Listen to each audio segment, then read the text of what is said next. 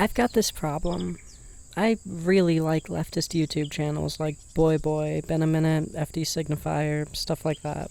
They make me laugh, they teach me things, they expand my mind and give me new perspectives. But because all I do is watch YouTube videos, I really only have a surface level understanding of any of it.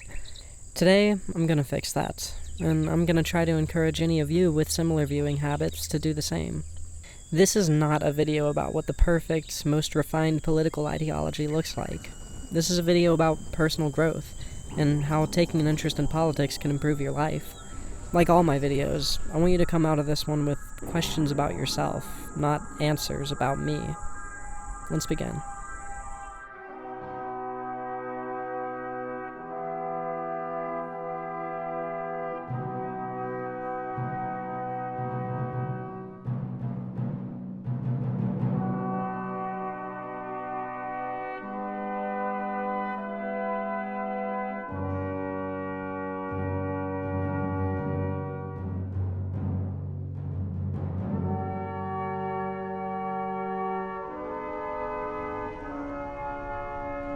For most of my life, I've been somebody who only engaged with politics on an aesthetic level. I would hear headlines about the situation in Palestine and think, oh, well, I'm going to support the smaller group and condemn the people who are being funded by world superpowers. If a giant army is bombing the hell out of a small community with no effective means of defending themselves, odds are pretty good that the giant army is the one in the wrong. Oh, Starbucks came to my small town and choked the life out of the local cafe scene. Clearly, Starbucks is the evil party here. Oh, a bunch of immigrants living below the poverty line are being painted as dangerous criminals by a gigantic government and their media corporations. Clearly, the gigantic government is the evil one, and the immigrants are the victims. Fortunately for me, this aesthetic basis for understanding the world has given me decent politics.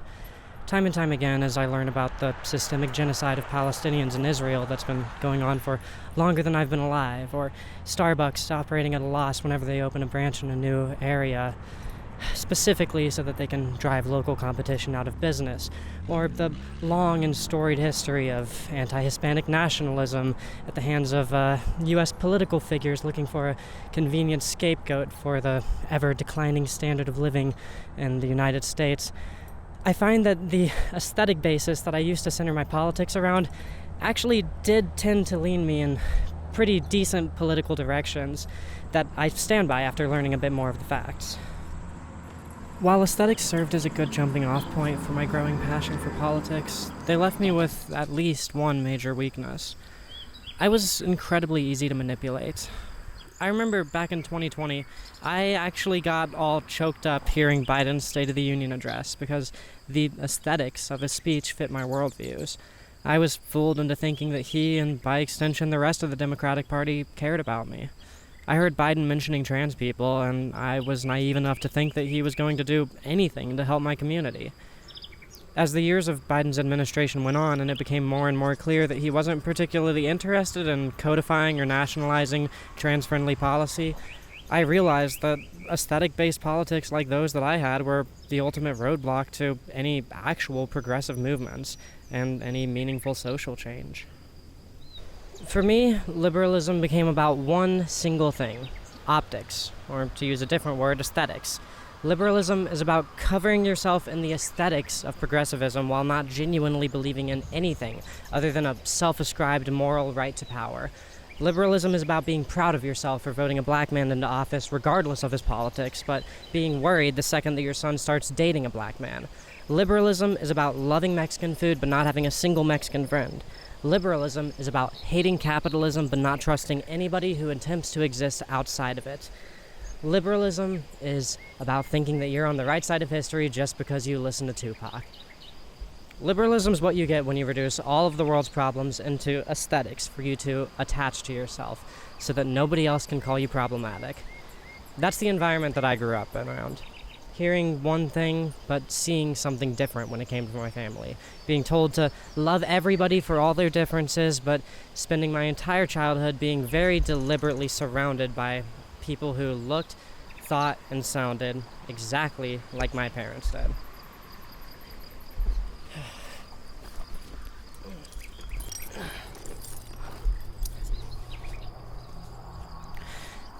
It wasn't until I moved out and started living an interdependent life with my friends that I truly began to realize any of this. Nothing in the world has ever been able to radicalize me like not knowing if I was going to be able to make rent on a given month. Nothing's made me feel more proud of my struggles than lending my tools to a neighbor to work on his car and thinking about how I spent my entire childhood watching my mom peeking out through the windows of our house, terrified that somebody with less money than us was going to steal my dad's tools. I love myself, and I have for most of my life.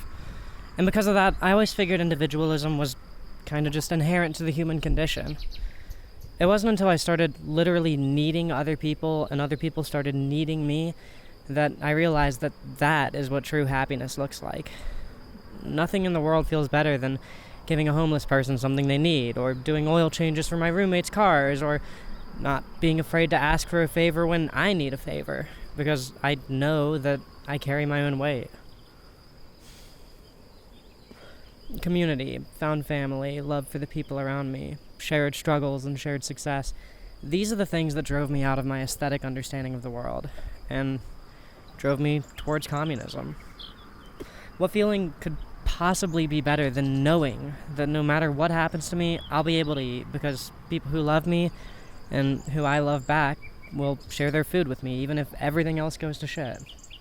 If my house burns down and my car falls apart and all of us lose our jobs, I'll still be able to share a meal with people who I love because those people and I will fight to make it happen.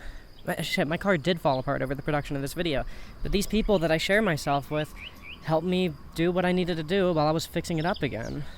It was always tempting to act like that sense of security and community was just an apolitical fact of life for sociable people, but it's not apolitical, it's communism. And to a certain degree, I think it's something that every single human being in the world has inside of them somewhere. Here's the tricky thing, though. While all that stuff sounds super pretty, for me, it's still, in a lot of ways, just an aesthetic connection with communism that I share. For me, communism is a very simple thing. It's everyone in a community working together to make sure that everyone has what they need to prosper. That's a start, but it's not enough. I don't know if I'm a Maoist or a Marxist or a Leninist. Che Guevara is the closest thing I have to a political hero, but I don't know anywhere near as much about he and Castro as I probably should. I barely understand the difference between communism and socialism. I don't know how modern technology would affect the way that communism is enacted at a larger scale. I don't know how I feel about China. I don't know why unity with nature is always treated as a core tenet of communism. I don't know how communism is supposed to exist alongside globalization or the global interconnectivity that comes with the internet.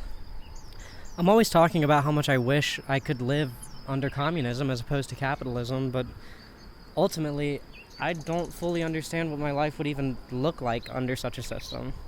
Especially given that my disability makes even just sitting out here really hard. Needless to say, it makes jobs and manual labor extremely difficult, if not impossible for me. So would videos like mine still be being made under communism, and would that be my contribution to the world? Which communist doctrines would see my work here as something with cultural value, and which ones would see it as pointless decadence? I really don't know, and I think I should. I think I owe it to myself to know. That sense of community, that thing that I said earlier is communism, has saved my life multiple times, both by ensuring my material conditions remain livable and by giving me a sense of purpose to ward off suicidal ideation. If it's true that, to a certain degree, I owe my life to the ideals of communism, then I think I owe it to myself and to everyone around me to learn a bit more about it. So today's video is going to be a 3-part experiment. Firstly, I'm going to write out a little essay about what I think communism is all about, why it's important, all that stuff. I'm just going to go in depth about my current, still somewhat aesthetically motivated relationship with communism. Step 2, I'm going to read some theory. There are all sorts of pieces of literature written by people who have a far greater understanding of communism than I do. I'm going to read all that stuff, both new and old, and discuss it with the people who helped me get into communism in the first place. And then, thirdly, I'm going to revise my thoughts and tell you all how my relationship with communism has deepened over the course of this experiment. The motivation behind all of this being to sharpen my own mind, to teach me how I can start contributing to the world and this communist dream of mine in more substantial ways, and to show you all how much richer your life can be if you, well, just stop telling yourself that your existence is apolitical.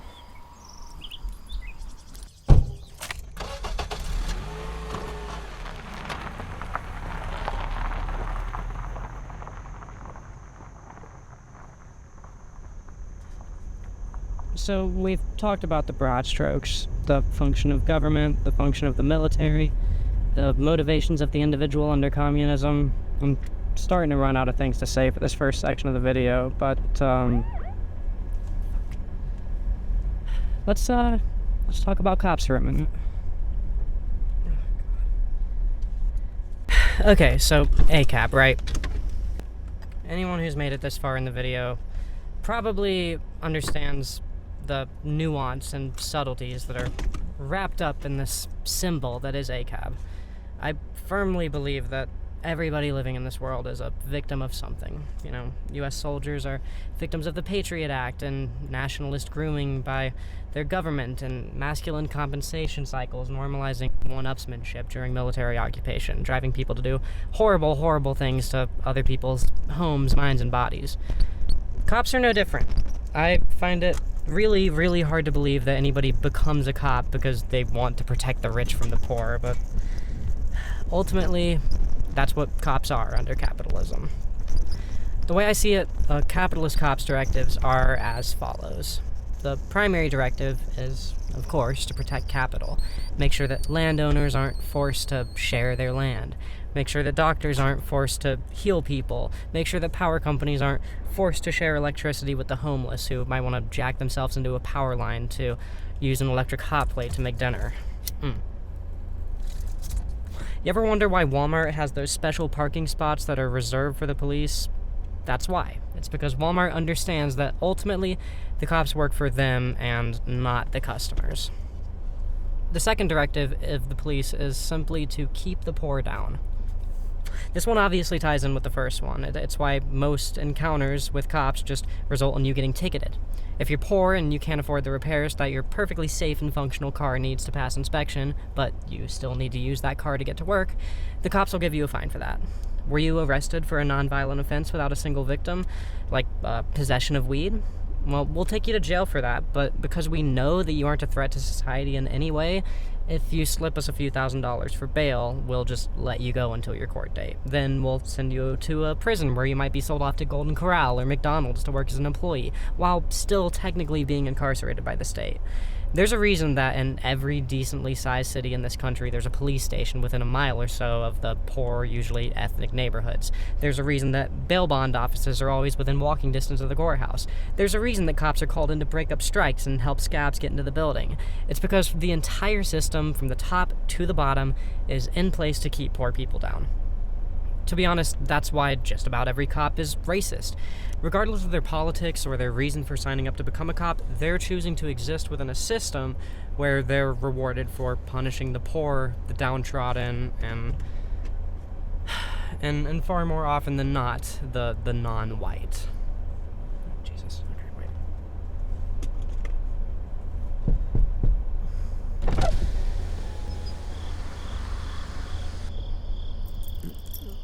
Let me grab my card again.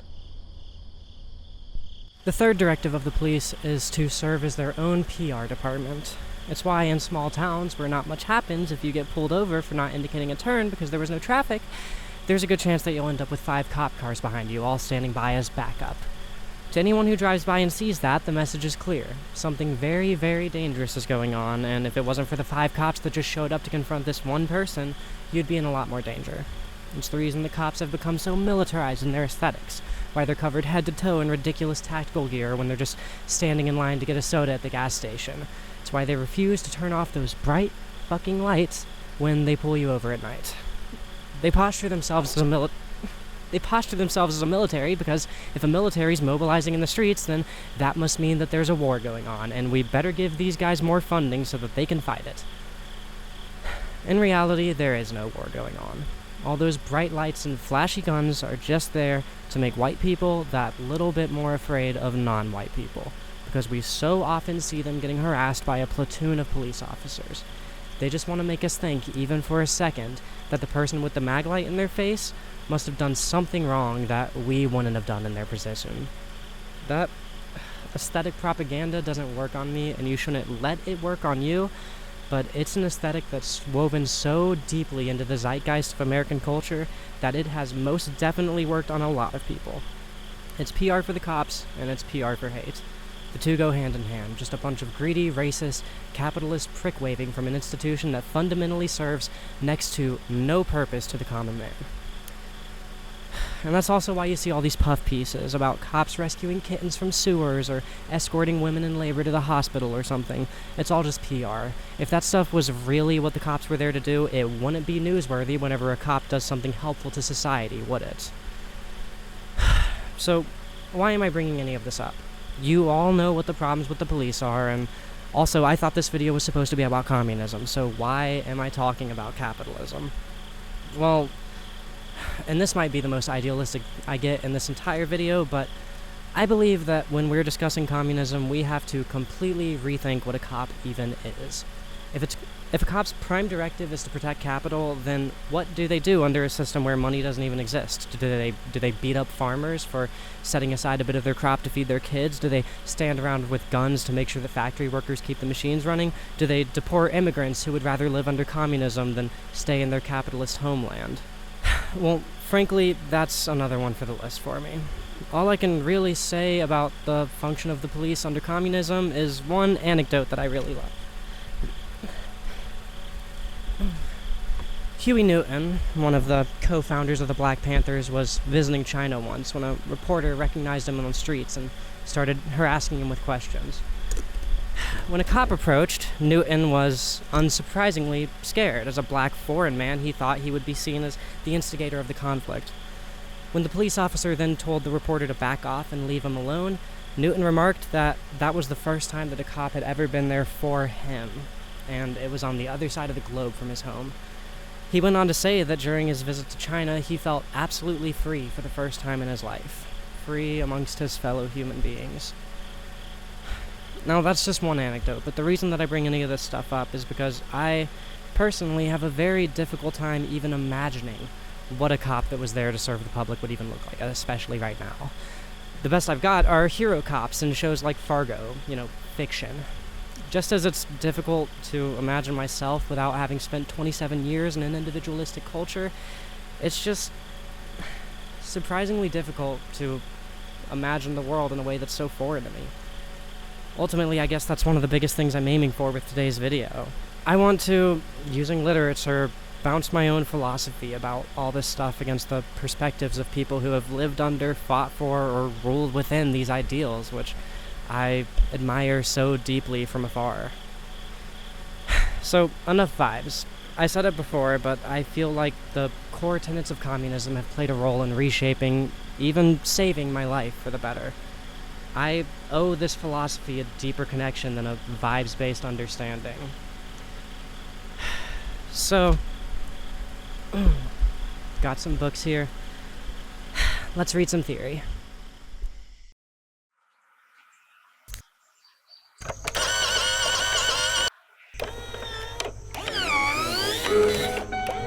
Clopin-Clopant, dans le soleil,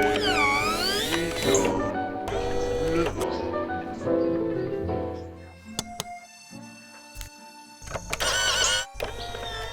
To start out with, I chose to read the Communist Manifesto, written by Karl Marx and Friedrich Engels in 1848.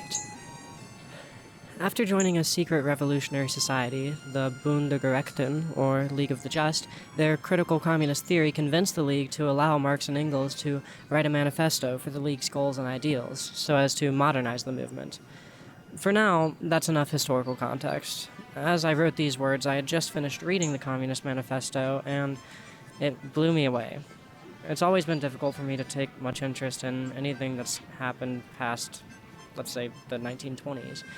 Past a certain point, it just becomes difficult for me to see how humanity's history has affected the modern world that we all live in a way that is ultimately just a failure of my character. It's really hard for me to imagine anything written in the 18th century having any value to offer me whatsoever.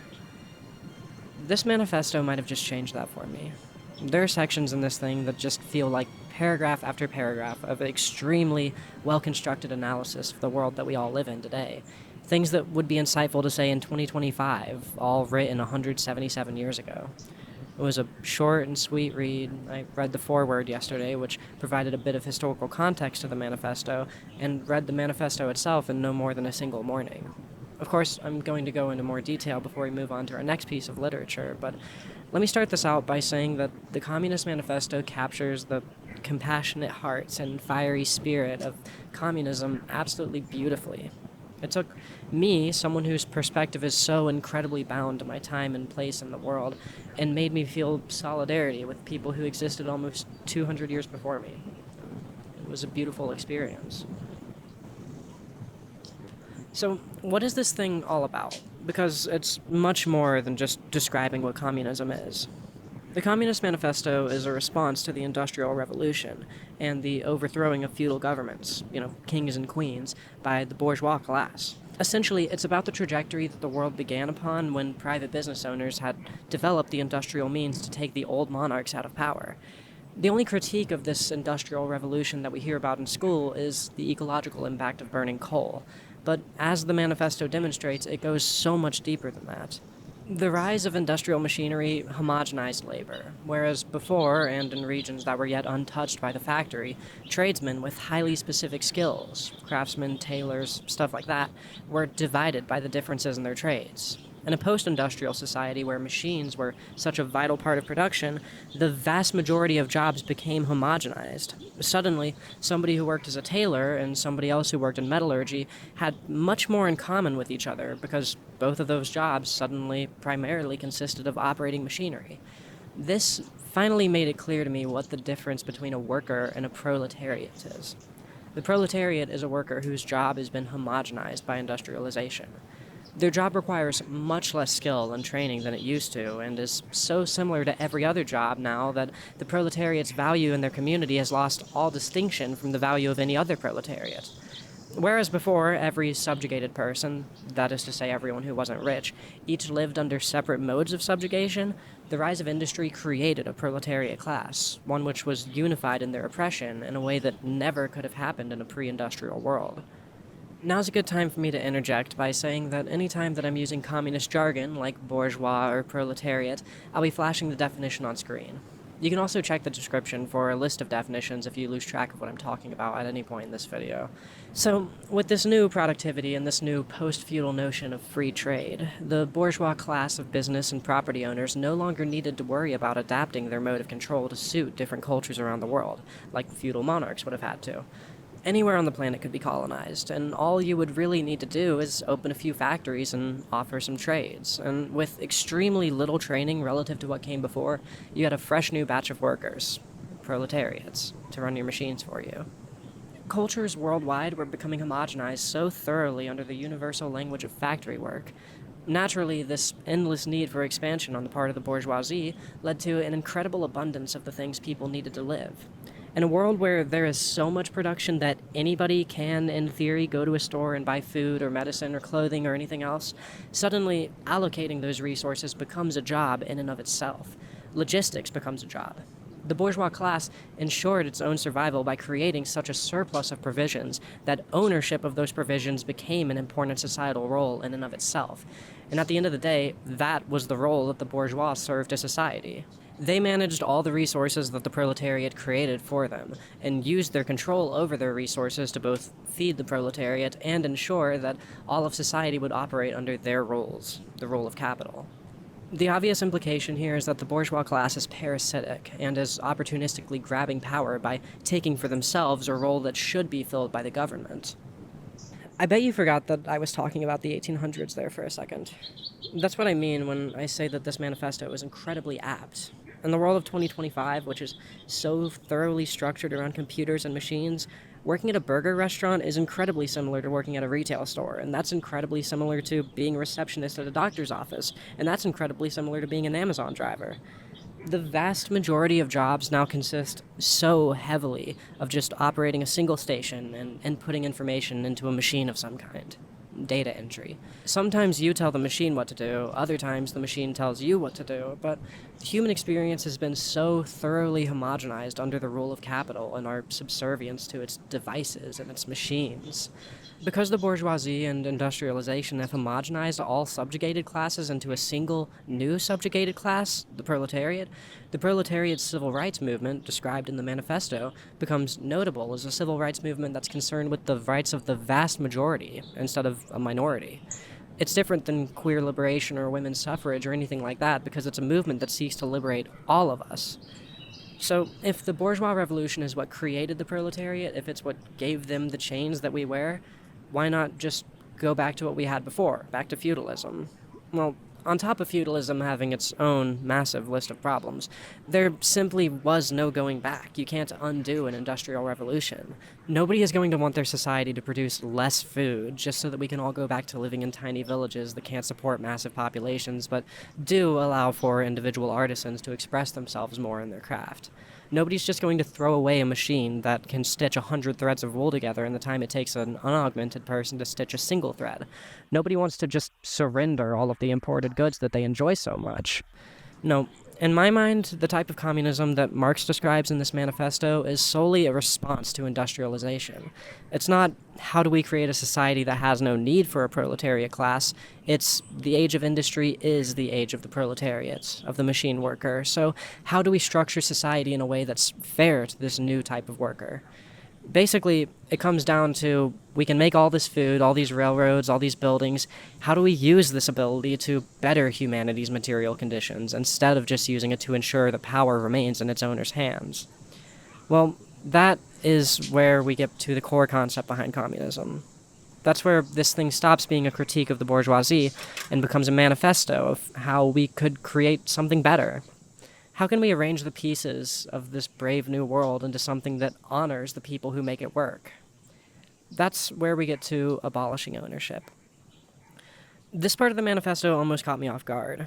So much of its first section is seemingly centered around this longing for the old world before the bourgeois revolution. The manifesto speaks very highly of the world in which people used to own their own shops and have free choice over what comes of the things that they own. Well, the manifesto's argument against this is that the bourgeois class is already well on its way to abolishing ownership. The only difference is that they're abolishing ownership solely for the worker, not for themselves. Under the bourgeois rule, we don't truly own our time. We don't own our homes. We don't even really own our families. We're forced to give our time and our dreams and our passion to business owners so that we can afford to rent our homes. And we sell our children to this system because it's the only way to ensure that they continue living in anything even resembling comfort. I don't really think it's fair to say that Marx thought that the world would be better without ownership or personal property or families. That's still an angle to communism where my opinions are muddied and confused even after reading this, but the manifesto is about how to structure a world now that things like ownership and family have already been compromised and can never be made pure again. If you don't like the idea of not being able to own your house or your car, don't blame the communists. Blame the bourgeois who created that system, because odds are very good that you live in a house that the bank or landlord can just take away whenever they want to. Right now, I'm in a small town that was utterly decimated by Hurricane Helene some 10 months ago. It was never a town that contributed much to the local industry in the area. It mostly consists of just small mom-and-pop shops. I'll tell you right now, though, I've been down these roads plenty of times for my videos, or just for any reason, really. And almost 10 months after the storm, practically none of the damage has been repaired. And honestly, that is because this town was just a small, relatively self-sustaining economic bubble.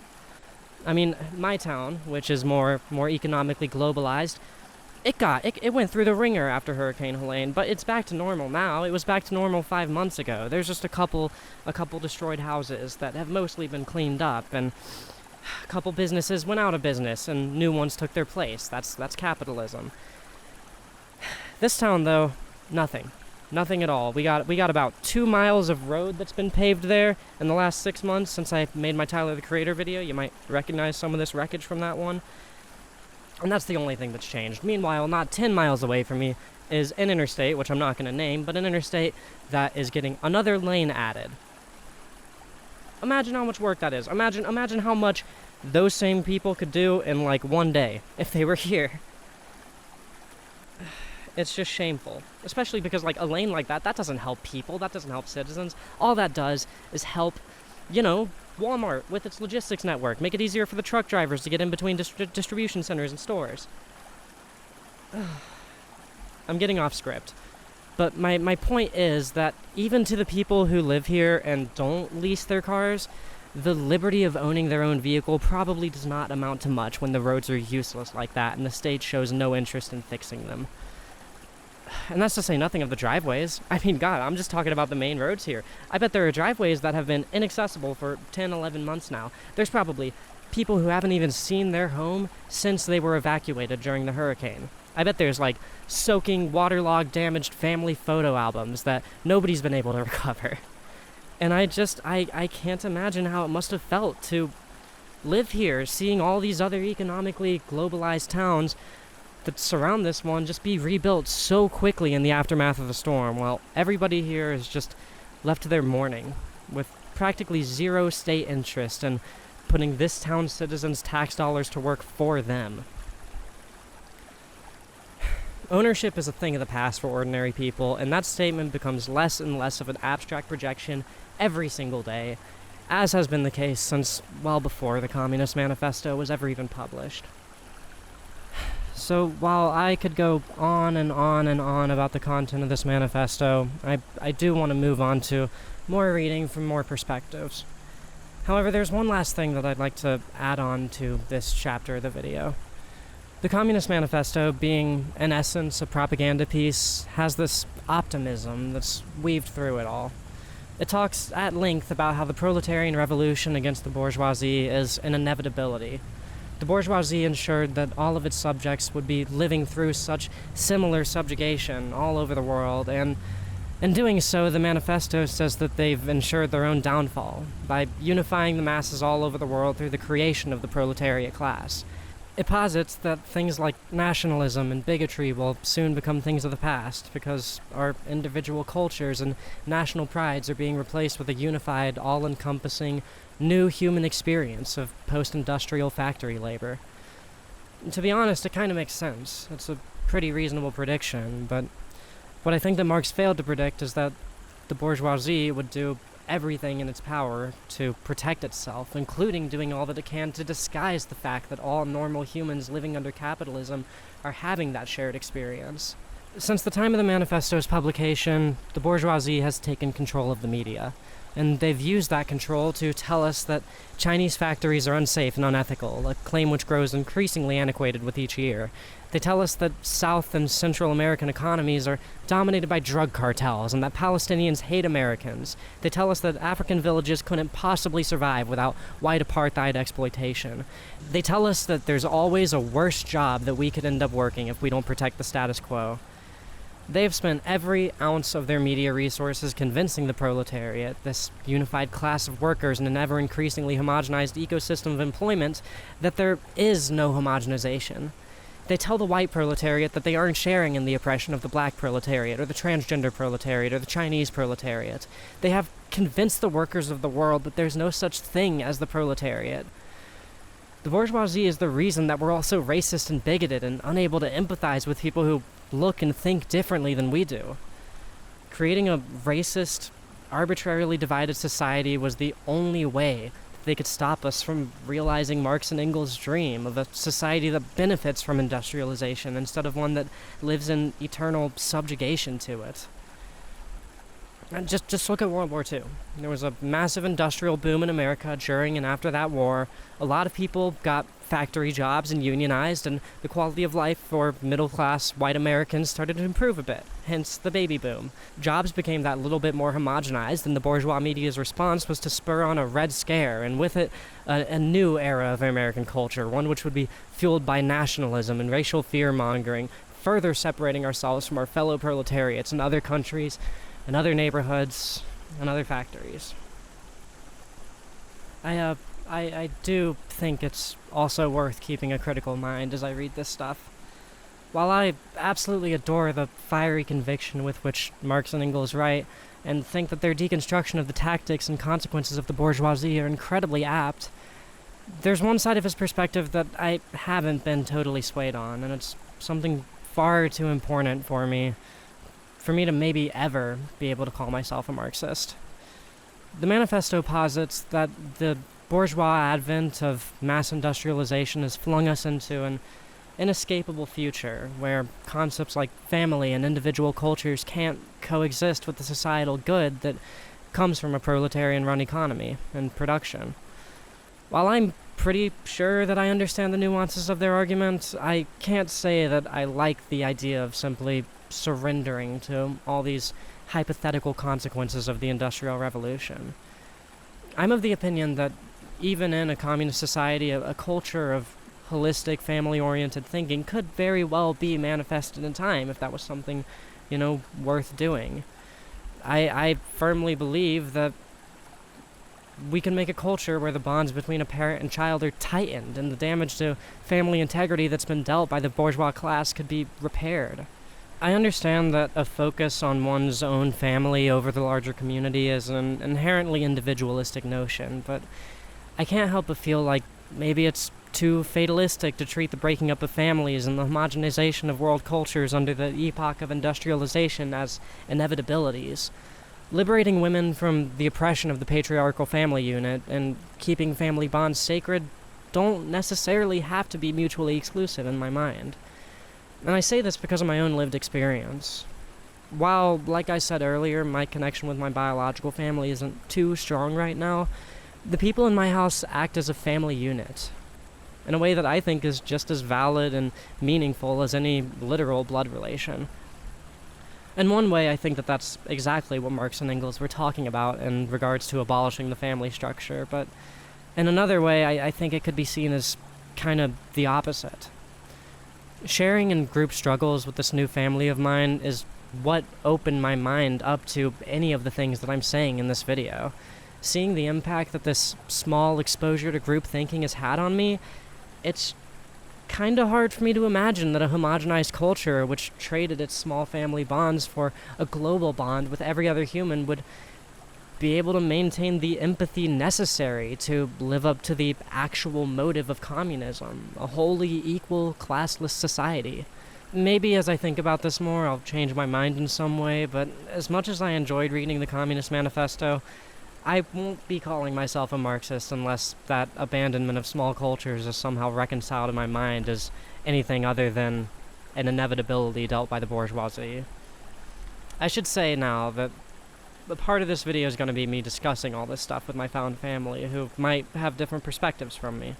After all, no opinion should be formed in isolation, so all of this is really subject to change by the end of the video.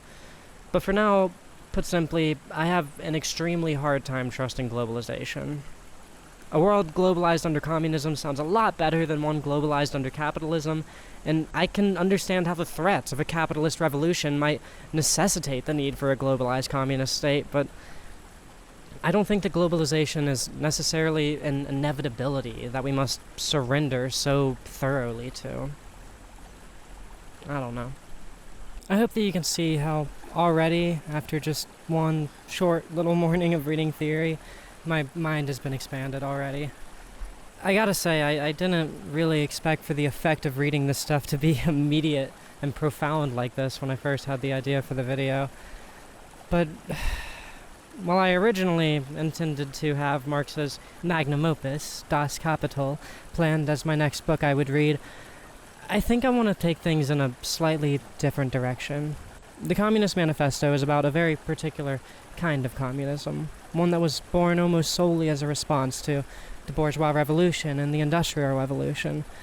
I'd like to know a bit more about communist philosophy that wasn't interpreted through the lens of Western culture, but one from the East, where collectivism has, through agricultural practices, civil rights movements, and religious philosophies, been a core component of the societal zeitgeist for millennia.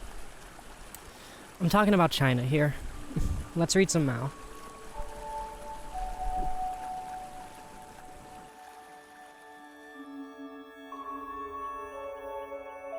I've chosen to go with On Contradiction, an essay that Mao Zedong, founder of the People's Republic of China and chairman of the Chinese Communist Party, wrote in 1937 in the throes of revolution and Chinese war with Japan. It was written as a cautionary piece against dogmatism in the Chinese Communist Party, demonstrating how mechanical materialism led previous Chinese revolutions to fail or be undone. That's a lot of words. To be honest, I felt very stupid over the first couple paragraphs of this essay. It was like I was reading ancient philosophy, just utterly confused by the context surrounding every term that was thrown my way, like mechanical materialism. To be honest, there's still a lot that I probably missed after just one reading, but let me tell you now that, just like with the Communist Manifesto, I feel utterly enlightened by what I was able to grasp. The reason I say any of this is to encourage you to not be afraid of complicated language. Don't tell yourself that reading some complex piece of theory is above your mental pay grade. I promise that you can manage it if you focus and reread anything that's lost on you until you do understand it. And you stand to gain a lot by doing so. Anyways, let's get into what I got out of this essay, but not without first going into this little anecdote that I think holds a lot of relevancy to this entire thing. Let's talk about Fordlandia. You know Ford cars? Well, Henry Ford, the brand's namesake, was an obsessive American industrialist in the 1920s, credited with the invention of the assembly line. He vertically integrated his car company, meaning everything from logistics to assembly to engineering to mining and processing raw materials was handled in-house with infrastructure that Ford himself owned. His factories could churn out a Model T car in 93 minutes at their peak efficiency. By the way, don't mistake any of what I'm saying here for praise. Henry Ford, in 1928, didn't like how he had to bend the knee to the global economy to provide his factories with rubber, so in true Factorio style, he founded a small town in Brazil called Fordlandia, made entirely out of prefabricated homes modeled after American suburbs, and put the locals to work producing rubber from the Amazonian trees. Ford made sure that these Brazilian workers ate a U.S.-American diet of brown rice, whole wheat bread, canned peaches, and oatmeal. He had them living in American suburban houses which were in no way equipped to handle the humidity or general ecology of a rainforest, and banned tobacco and alcohol for any of his workers, whether they were on the clock or not. Fordlandia was shut down in 1934, just 6 years after its founding, and not a single ounce of Fordlandian rubber ever made it into an actual car. This was all just a calculated risk on Ford's part, how he played with these people's lives. I think that the popularity of the F-150, which there's one right there, shows that he did not suffer much from this little business venture. But Fordlandia is also a fantastic example of the perils of mechanical materialism, and this is where we can bring it back to Mao. Mechanical materialism is the idea that things can only be changed by external factors, and that the internal state of all things is static and unchanging, totally knowable. It's kind of a tough concept to wrap your head around, so let me try to give you a few examples of mechanical materialism that you might encounter in your day-to-day life. You know the rhetoric that so often gets passed around that the job market in the U.S. was fine and it only worsened because of a rise in immigration? Or how about when people say that Disney movies turn their son gay? Or hell, how about the classic incel narrative that nowadays you have to be at least 6 feet tall to find a girlfriend? Well, those arguments are all pretty much completely fallacious. They treat the U.S. job market, the son's sexuality, and the incel sex appeal as things that are inherent and can only be changed by external factors. The decline in the job market isn't because capitalism rewards sending jobs overseas. Your son didn't just need a bit of time to realize he was gay. The incel hasn't just slowly developed a hatred of women that immediately squanders his chance of getting a girlfriend. Capitalism, and your son, and the incel were all fine until this external force changed them or changed their conditions. That's the mechanical materialist perspective, according to Mao. Everything is static and can only be changed by an external factor. The proletariat was perfectly happy until Marx started putting all of these ideas in their heads.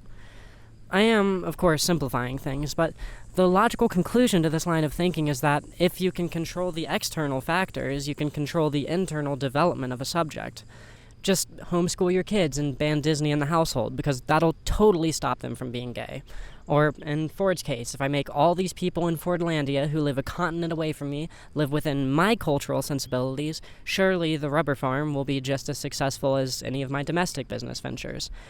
I think it goes without saying that none of this mechanical materialism really checks out, but before we get into the alternative, dialectical materialism, let's talk for a moment about where this fallacy of mechanical materialism originates from. Essentially, it comes from a desire to have a complete, immutable set of answers to everything, pretty much. Here in the West, we call it the law of non-contradiction. The basic example is that a building can't be both red and not red at the same time, because that would be contradictory. That's a factual enough statement and an attractive notion to base your understanding of the world around, but even something as seemingly fundamental and obvious as the law of non-contradiction has its flaws. We'll get to those in a moment. This idea of non-contradiction more or less originated in ancient Greek philosophy, back when philosophy and science were basically the same field, and has been the basis for a lot of the Western perspective on the world. Ultimately, it serves us well enough, but it's also set us up to be a society obsessed with categorization. Weather is either good or bad, but never both. Immigration is either a good or a bad thing, but never both. Politicians are either right or left, but never both. This is why Kamala Harris is unironically being called a socialist by right-wing media, and why Jack Black thinks that Joe Biden is punk rock. Categorizations like these make vast, nuanced concepts easily digestible. The appeal is plain to see, frankly, but this obsession with non-contradictory categorization is the conduit through which capitalism turns into imperialism, as we see demonstrated by Fordlandia. The same general idea applies to every non-American McDonald's or Walmart.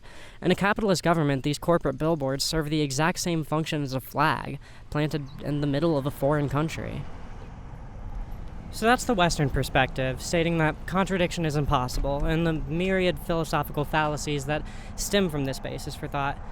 But I'm in the middle of a video about communism, and this Sprite tastes delicious. So let's talk about Mao's perspective on dialectical materialism, the study of the contradiction within all things. So this is where things start to get a little bit more abstract for me.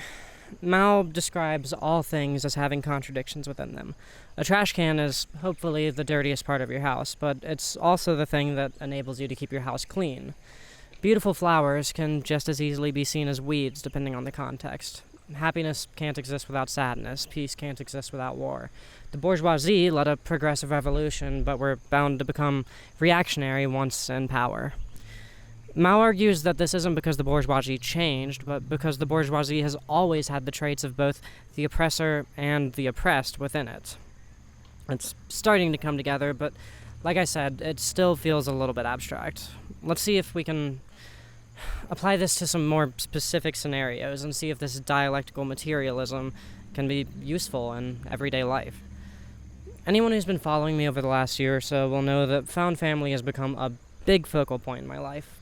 A certain person, Rachel, as I aliased her in my previous video, was pretty much a member of this found family. I'm not going to get into it again, but she was an incredibly abusive person. My dogmatic devotion to the idea of family being able to work through anything was blinding me to the fact that letting her continue to walk all over myself and the people that I love was hurting all of us. In my mind, she was family, and we were stuck with her, and that was a blessing. In a notion that I now see was nothing but mechanical materialism, I thought that I could change who she was by changing her circumstances, giving her forgiveness, and trusting her to do the right thing, and making sure that she had all the same social resources that have helped me to grow so much over the last few years. I thought, well, family's good, and she's family, so it must be some external factor that's making her act so violently and dishonestly. Mechanical materialism, the law of non-contradiction, says that I could have changed who she was by changing her environment. Dialectical materialism, or the study of contradiction, makes it clear to me that though she is family, keeping her in the family could actually be making us less of a family. See, dialectical materialism isn't just about understanding the contradictions within things, it's about using that understanding to address those contradictions. Now, all connections between her and us have been severed, and frankly, we're all living much happier lives because of it. There's this inherent discomfort that comes from acknowledging the negative, contradictory side of things that are supposed to be positive, but according to Mao, doing so it's completely necessary, not only to the scientific method, but just to any sort of decision-making. It seems obvious, right? You need to make a decision, so you weigh the pros and cons, but it goes so much deeper than that. The happiness that I have now is the result of so much sadness that I've willingly put myself through. The material conditions of my life, comfort and camaraderie and my little house with my friends, those conditions aren't a result of any external changes. The people behind the camera right now didn't just appear in my life magically. No, I changed on my own into somebody who deserves all the love that I'm surrounded with.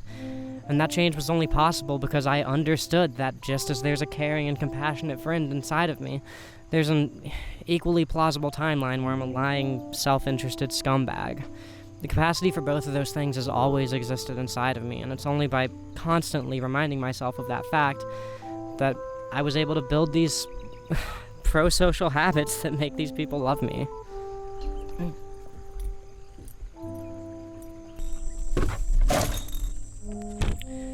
What really caught me off guard about all this non-contradiction versus material dialectic stuff is that, as it turns out, the law of non-contradiction, which sounds so scientific and all-encompassing, turned out to be the idealistic one, which lended itself so well to ignorance and naivete, while the inherently spiritual-sounding, yin-yang adjacent study of the contradictions within all things turned out to be the more objective and, honestly, the more correct way of thinking.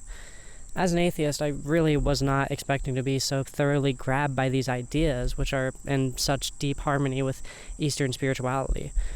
Contrast this with Christianity, which is so heavily focused on the adversarial relationship between good and evil. There are unambiguously evil things that you can do according to Christian dogma, and cutting out all negativity of your personality is more or less the objective of practicing Christianity, because that's how you get into heaven. Nobody ever told me growing up that God and the devil needed each other or were two sides of the same coin. Some things are objectively good and some things are objectively bad, and the objectively bad things need to be eliminated from your personhood. And that's the Christian philosophy.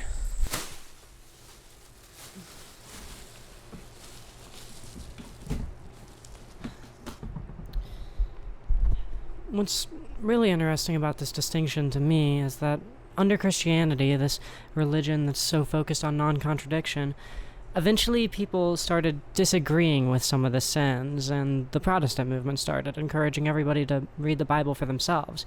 And Western individualism really started getting a foothold culturally then. Nowadays, we have not in my backyard rhetoric, and if you're a good person, you'll be successful in your career, and if you're in America, you better speak English.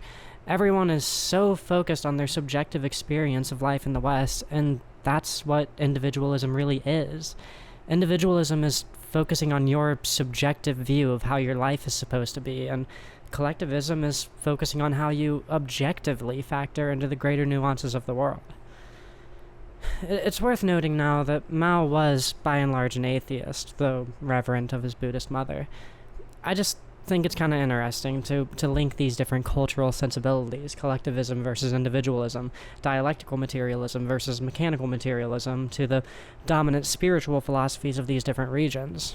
Of course, this is in and of itself kind of a slippery slope to racist rhetoric. Ascribing one person's entire being to the culture they grew up within would be fallacious, racist, just classic mechanical materialism. But to say that the two aren't related in any way would also be fallacious.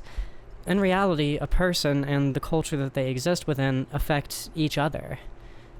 In any event, the main thing that I'm talking about here is just Mao's interpretation of philosophy that was propagated by Marx, Engels, Stalin, and Lenin, all of whom were raised amongst Western religions. So, really, take all of this collectivism, playing into communism stuff, take it all with a grain of salt. It's just something that I've been thinking about.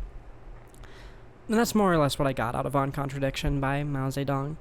To be honest, I really, really liked what he had to say. His interpretation of dialectical materialism is interesting and insightful, and something that is just incredibly applicable both to my own understanding of the forces within my day-to-day and the general cultural ethos that would propagate itself throughout a communist society.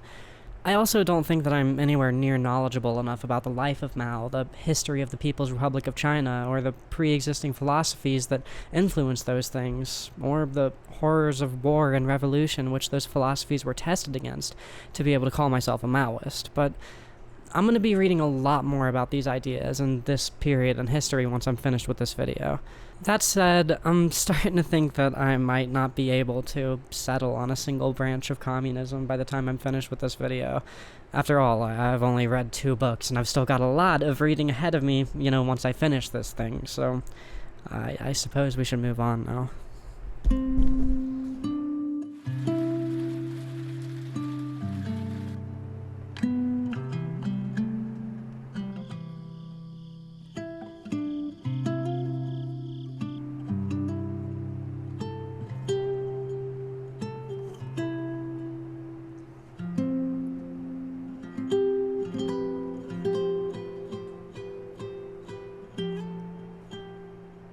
Something that I keep telling myself as I work on this video is that certain conclusions are load-bearing. I tell myself that I need a firm understanding of the character of Mao Zedong for this video to be complete, or that I need to end the video with some sort of action, something that puts a bit of this theory into practice, setting up a food drive or a tool library or something.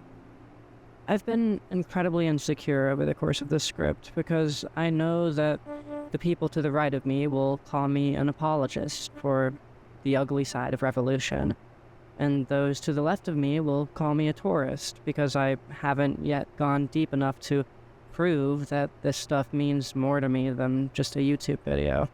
I keep telling myself that if I'm gonna go through the effort of making and publishing this undoubtedly controversial video and push through all of that self-doubt, I better have the be-all, end-all, perfect video about communism.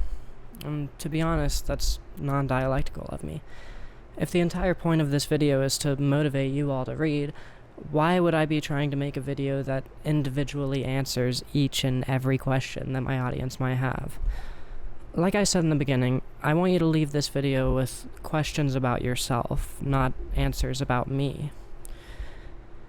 Moreover, me seeking to make the perfect, most complete communism video has given me, in some subtle way, a transactional relationship with this literature. In general, I've got a bit of a problem where I'm obsessed with optimizing every avenue of my life. Just look at that cigarette machine that I was using earlier. In other words, I think I need some time for this stuff to stew in me a little bit. My perspective has already changed so drastically just from reading the Communist Manifesto, and even more so by On Contradiction. I keep finding these little thoughts popping up in my head as I navigate my day-to-day and notice new ways to apply dialectical materialism to my life.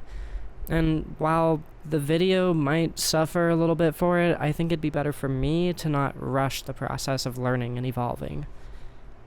One thing that I said before reading any of this stuff that I wholeheartedly agree with still is that communism is not a destination, but a direction. I've got a lot of literature that I'm planning on reading: dialectical and historical materialism, the Motorcycle Diaries, Autre Vase, On Practice, Das Kapital, What Is to Be Done, On the Origin of Family, Private Property, and the State, and plenty of others. For the purposes of this video, though, I think I'm done for today. I don't need to answer the question of, is imperialism inevitable, or is there a version of imperialism that benefits the proletariat? No, for this video, there's only one question left that I really need to answer. What stops all of this stuff from just being a fandom? I'm not a world leader, I'm not a revolutionary. Hell, my disability makes it more or less impossible for me to even just stand around with a sign at a protest. I don't get to be in a union. Pretty much all I can do is make these videos, help my family maintain unity, and fix up their cars whenever something goes wrong with one of them. So how is this any different than me learning a bunch of details about Metal Gear Solid or a Stanley Kubrick movie? I mean, I don't even get into arguments on the internet with people, so what benefit could reading all this stuff possibly have on such an isolated life made so small in its scope by my disability? Well, Some parts of that benefit I've already discussed a bit, but let's go a little bit more in depth before we wrap this thing up. My wife is a very emotive person. If she's in a bad mood, she's absolutely horrible at hiding it. That's a great quality, to be honest. I mean, lying about how you feel is something that any honest person should struggle with.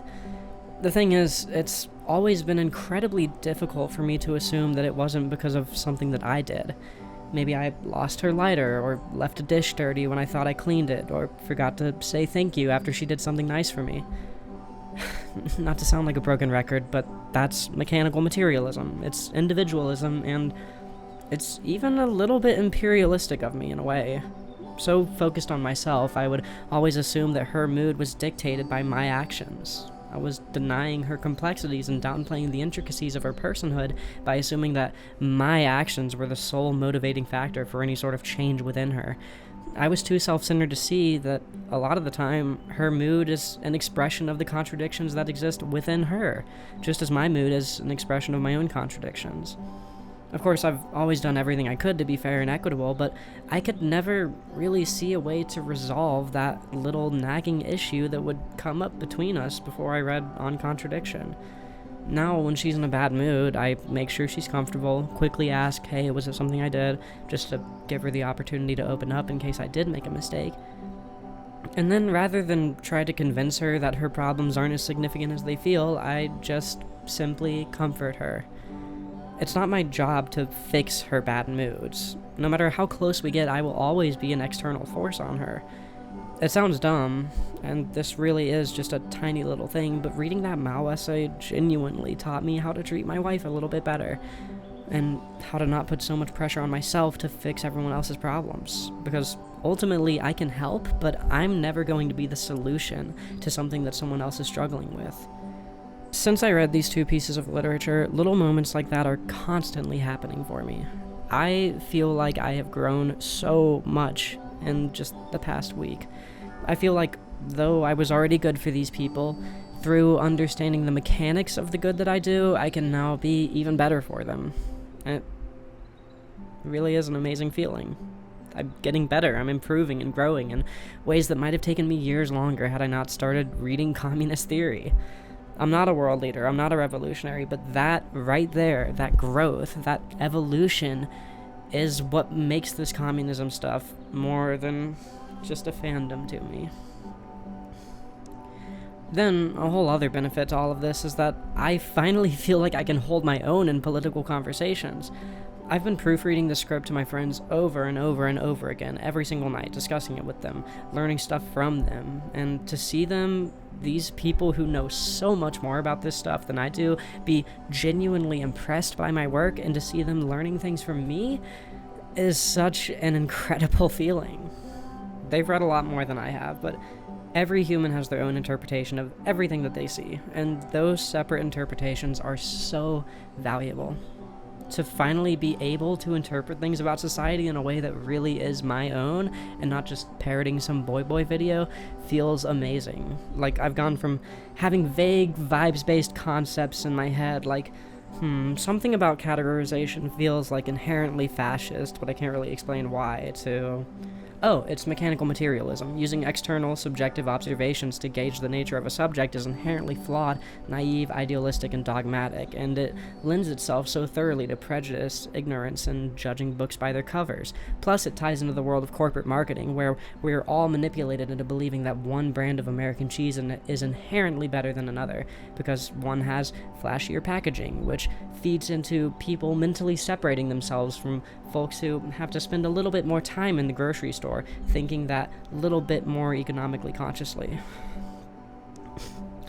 Y'all already know that I love being able to explain what's going on in my mind, and now that I'm able to explain stuff like categorization feeling fashy to me, and more nuanced than, oh, it's just a vibe I get, I feel like there is nothing in the world right now that I can't discuss or at least learn about, and I look forward to seeing what I do with it. It's a good feeling.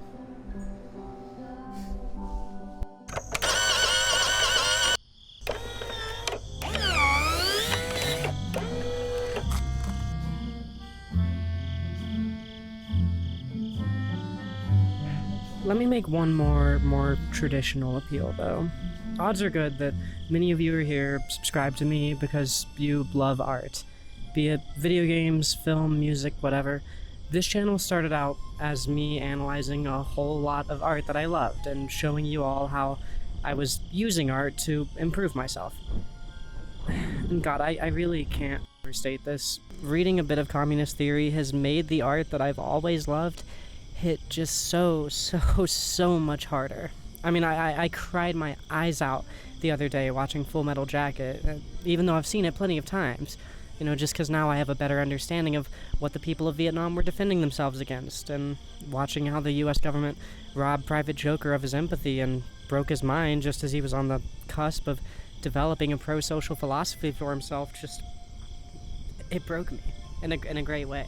I mean, the song Dear Mama by Tupac absolutely bodies me now that I know a little bit more about who the Black Panthers were and what they stood for, and knowing that Tupac's mother was a Black Panther who nearly lost herself to the crack epidemic, and knowing a little bit more of the intricacies of how the crack epidemic started and the failures of the system that enabled it.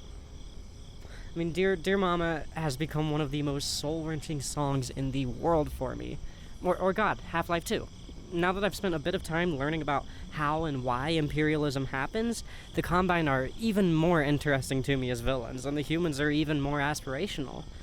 The Big Lebowski is way funnier to me. Arrested Development has a whole new level of insanity attached to it now with all the Iraq stuff.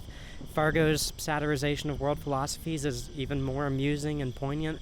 Bus Drivers' albums are way more digestible. Even when I disagree with an artist's politics, I'm able to engage with their work in a whole new way. Y'all already know that I like to dive deep on the art that I love. I felt like I could never feel anything about Half-Life 2 or Metal Gear or Bioshock or Disco Elysium or The Beginner's Guide or Tyler the Creator that I hadn't already felt before, but it's just like a whole new layer of appreciation that I can tack on to all this stuff. My relationship with the art that I love has grown in such a beautiful way. I've only read a couple pieces of theory so far, and I already feel like I can make entire new videos on like 90% of the things that I've ever covered on this channel if I really wanted to. Not gonna lie, I'm even considering making just a fun small little side video called like Applying Marxist Theory to Half-Life 2. I've been so thoroughly enriched by this experience. Even if I'm gonna have to do a lot more reading to get all the info on all these things that I want to know about, this experiment has been an overwhelming success. So God, just please go read some theory. I know my audience, so I'll say that if you won't do it for me, do it for the art that you love. It just gets better. But above all else, just don't ever stop being curious, you know? All this theory's great, but communist theory, like any type of art or really anything in the world, is only as good as the people that you share it with. So I'm gonna try to ditch my imposter syndrome a little bit and go learn some stuff from my friends. I'll see you all in the next video. So what were you saying about Trotsky? You said you were reading some of his stuff? Yeah, I read his Atheist, his Dialectics. It was pretty good. Dans le soleil et dans le vent, de temps en temps, le cœur chancelle. Il y a des souvenirs qui s'amoncellent et je m'en vais, Clopin-Clopant, en promenant mon cœur d'enfant, comme s'envole une hirondelle. La vie s'enfuit à tire d'aile et ça fait mal au cœur d'enfant qui s'en va seul. Clopin-Clopant.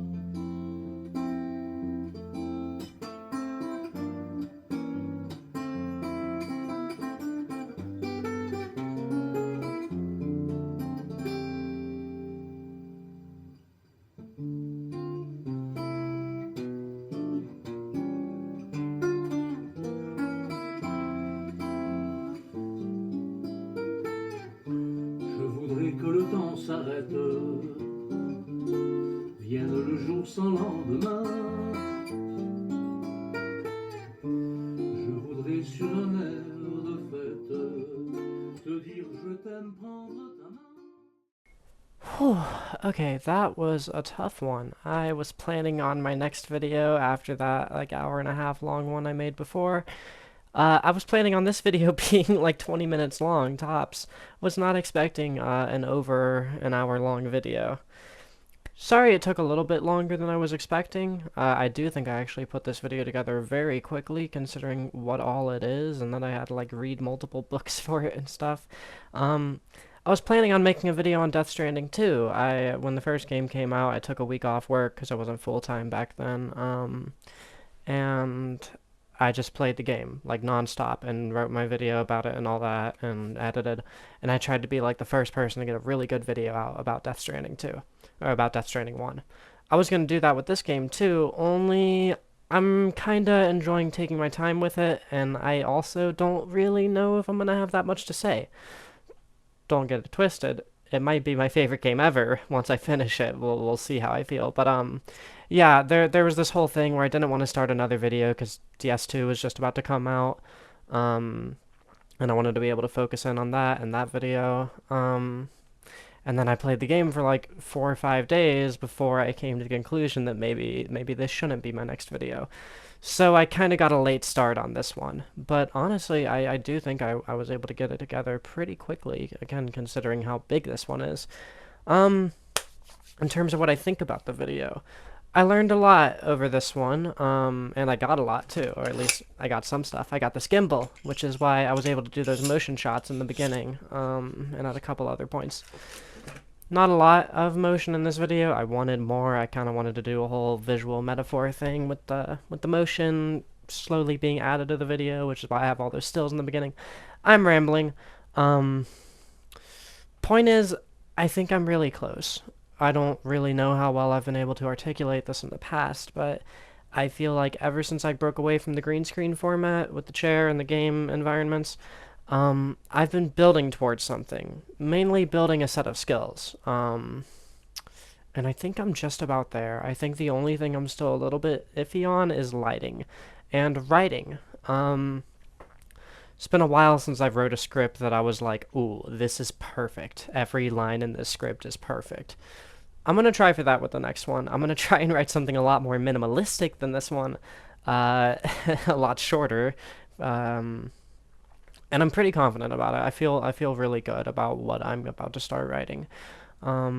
Next video hopefully is going to be entirely black and white too, which let me tell you why I'm doing that. It's because that is going to force me to get a lot better at my composition and my lighting, which I think I'm kind of not super where I want to be with either of those, but it's going to force me to really think about everything I put in the video if I make a black and white one. So hopefully I'll be able to do that well. I don't see it taking as long as this one did. Oh, I'm also getting an autofocus lens soon. Yeah, I manual focus everything in my videos. So once I have an autofocus lens, that'll be great. Everything will be nice and sharp, which again will really benefit black and white because, you know, if stuff is really in focus, you can see all the texture, all the detail, which really enhances the look of black and white video. But anyways, I am actually here not to ramble, but to read off the names of the patrons who so generously put their faith in me while I, you know, expand my skill set, experiment, and try things and learn. I will say I learned a lot about color grading with this video. I finally decided to take a sort of scientific approach to it and learn how to read all these crazy graphs and stuff. So in theory, this video should look really good across a myriad of devices. In a way that my previous ones maybe didn't always look super good depending on what you were watching them on. Hopefully it worked. Either way, I think this video looks great. Still rambling. Thank you to the patrons who put that faith in me and give me that financial freedom that it takes to really dedicate time to building these skills. Especially those who are donating $10 or more monthly, such as Hazelpup, Bo Yeah, Kay, Loch Lamont, Cortisol, David Kaiser, Almost Dead Again, Tired Puppy Ashley, Callie Carmine,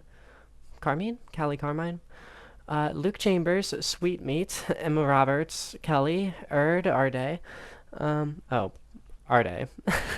Violet Bloom, Rose Like the Flower, Max Bean, Cass Carton, Molly, Daniel McDonald, Field Number 5, Swatchbox, Liz the Strange, Stormy, Mintiest Miranda, Pa Aurelia, Chloe R., Thea Westfall, Autumn Hawk, Eon Luster, River Moon, Cecile, Neo-Lunatics, Agatha Thors...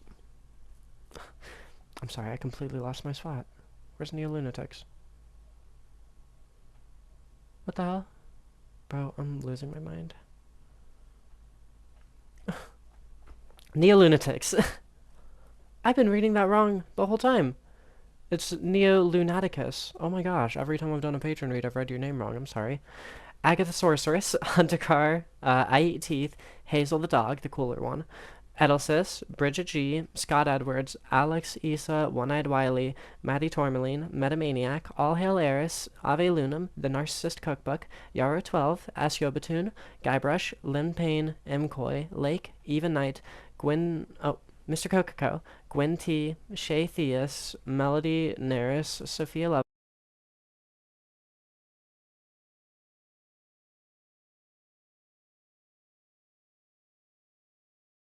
Hopefully I still have audio. Melody, Naris, Sophia Lovelace, Sean Hamilton, Charlotte, Rio, Laura M, Atheists, Arta Aurelia, Grease Beef, Demise, Mia Maple, Nicole, George Rosenbaum, Neurofilter, SummerSleen, Garden at Midnight, and Big Time Jim. Oh my gosh, that patron read was a mess. Not gonna do another take though. I'm beat. This video took a lot out of me. That's the other thing. Okay, I'm just gonna ramble for a moment longer. Normally, I'm not really concerned with like facts in my videos. I kind of am just talking about my opinions and my experiences and my perspective. This is the first one where it's like, no, I need to, like, it's straight up harmful if I say something inaccurate. I'm talking about real shit. Not only that, kind of the whole premise of the video is I'm talking about things that I'm not especially knowledgeable about yet. This was a stressful one to write. Oh my god, the imposter syndrome was so heavy with this video. I fought through it in the end. I hated this video for most of the time I was working on it. I even cut out like 15 minutes of completed video from the finished product. I really like this one now. I think this one turned out really good. It's like tumultuous, kind of weird for me, but I think I did good. I don't know. You guys will have to be the judge of that. Either way, it has been 7.5 minutes. People probably get mad at me because they think I'm trying to inflate the video length. But no, this one's long enough already. So you guys have a great day. I am going to go get to work on my next video called Giving Up, which, don't worry, is not about me quitting YouTube.